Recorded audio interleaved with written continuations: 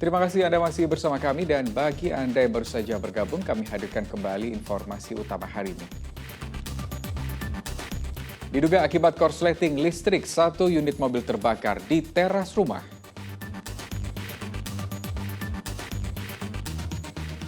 Dua pengajar pondok pesantren di Kabupaten Padang lawas cabuli 24 santri. Selanjutnya saya ajak Anda menyambangi Kampung Tahu di Kabupaten Serdang Bedagai.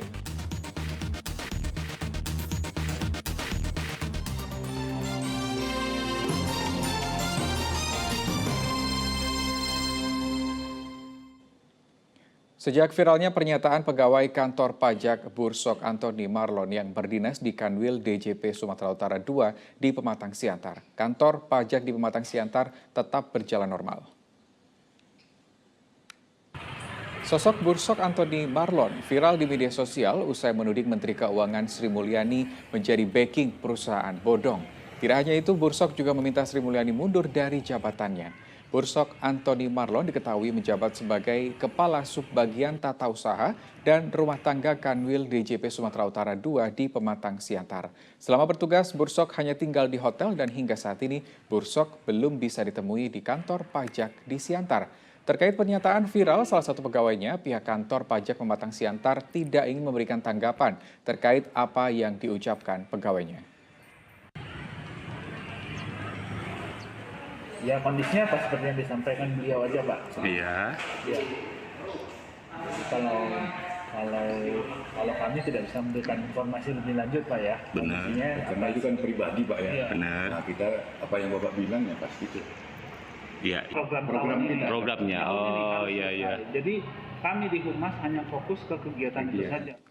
Kita ke informasi lain, petugas KPU Kota Medan dan KPU Pusat melakukan pencocokan dan penelitian atau coklit di rumah Wali Kota Medan Bobi Nasution. Saat ini proses coklit dalam rangkaian pemilu 2024 di Kota Medan telah mencapai 97%.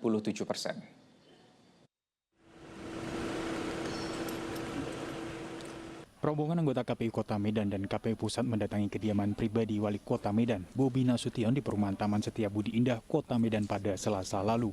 Kedatangan rombongan diterima langsung oleh Bobi Nasution dan Kahiyang. Proses coklit dilaksanakan di teras depan rumah. Proses pencocokan dan penelitian atau coklit data pemilih di kediaman pribadi Bobi Nasution berlangsung lebih kurang 30 menit. Dari hasil coklit terdapat dua pemilih, masing-masing Bobi Nasution dan istrinya Kahiyang. Tadi sudah mencoklit saya dan keluarga. Ini tadi disampaikan kepada saya kalau coklit di Kota Medan alhamdulillah berjalan dengan lancar. Kalau nggak salah tadi di atas 90% sudah di atas 90%. Warga Kota Medan sudah dicoklit. Mudah-mudahan tahapan ini bisa berjalan dengan baik sehingga pemilu di 2024 nanti ini juga menimbulkan hasil yang baik. Hasil yang baik itu pasti dimulai dengan pendataan yang baik. Nah ini sedang dilakukan oleh KPU.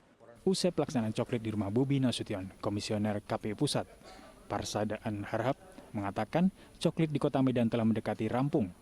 Saat ini tercatat telah mencapai 97%. Ya, jadi kalau di Kota Medan, berdasarkan hasil supervisi dan monitoring yang kami lakukan sudah cukup baik ya, di atas 90%, malah menuju ke 97%. Ini untuk sebuah komunitas di kota, pendataan di kota ini cukup baik. Karena pendataan di kota ini kan memiliki tantangan-tantangan yang sebenarnya tidak mudah juga. Ada daerah-daerah yang memang susah untuk kita masukin atau sudah kita datangi belum bertemu karena kan di kota ini kan mobilitas masyarakatnya tinggi. Nah ini saya kira Medan cukup bagus capaian dan tentunya ini tidak mungkin terjadi tanpa support dari pemerintah kota sendiri. Coklit di Kota Medan dimulai dari 12 Februari hingga 14 Maret 2023 mendatang. Tuti Alawiyah Lubis melaporkan dari Kota Medan. Ya, selain dikenal dengan daerah yang kental akan budaya Melayunya, di Kabupaten Serdang Bedagai terdapat satu desa yang seluruh masyarakatnya berprofesi sebagai perajin tahu. Desa ini sekaligus menjadi sentra pembuatan tahu sejak puluhan tahun yang lalu.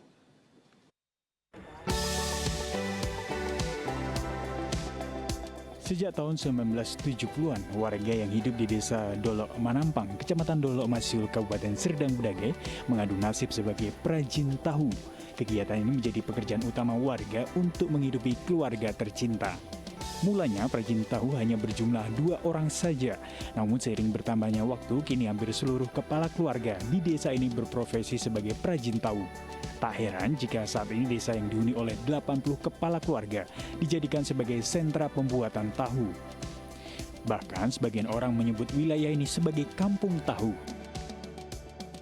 Tahu karena kebetulan memang warga kita sebagian besar di sini adalah pengrajin tahu. Dan mulai usaha tahu sejarahnya di tahun 70-an, orang tua terdahulu kita ada 2 pengrajin memang membuat tahu sejak tahun 70. Memang sampai saat ini pengrajin yang ada memang awalnya dari pekerja pendahulu kita. Mereka menimba ilmu di situ sambil bekerja mempelajari, barulah mereka membuka usaha sendiri. Terkait dengan kualitasnya, produk tahu kualitas premium haruslah melalui berbagai tahapan seperti perendaman, penggilingan, pemasakan, penyaringan, pengasaman, hingga pencetakan. Tahap ini tentunya memerlukan waktu dan keahlian khusus. Kalau di sini kan umumnya manual. Yang pertama kali intinya ya dari kadar air. Dia tidak tercemar oleh zat-zat yang lainnya, harus bersih. Itulah inti dari tahu di kampung ini yang mutunya yang terbaik ketimbang yang di kota besar, ya kan. Untuk mempertahankan profesi yang saat ini sudah menjadi tradisi, seluruh warga dan kepala desa terus memberikan edukasi kepada generasi penerus di desa tersebut dengan memberikan sedikit pelatihan dan keterampilan dalam memproduksi tahu. Karena zaman sekarang ini pun mencari pekerjaan pun agak sulit. Ya saya rasa kalau muda-mudi sih untuk menciptakan pekerjaan sendiri agar lebih ke depannya tidak bergantung kepada untuk mencari pekerjaan gitu sih. Itu aja menurut aku. Walau mayoritas masyarakat hidup sebagai perajin tahu, namun masyarakat setempat selalu akur dan hidup rukun bersama. Puluhan warga kerap duduk bersama menyantap tahu goreng khas desa Dolok Manampang. Ternyata kegiatan ini sudah biasa dilakukan dan menjadi tradisi masyarakat setempat setiap hari Selasa. Tradisi ini bukti kekompakan dan rasa persaudaraan antar tetangga. Muhammad Hamdani melaporkan dari Kabupaten Serdang Bedagai. Demikian berita Medan hari ini. Saya Rusdi Maulana mengucapkan terima kasih atas perhatian dan kebersamaan Anda. Selamat beraktivitas dan sampai jumpa.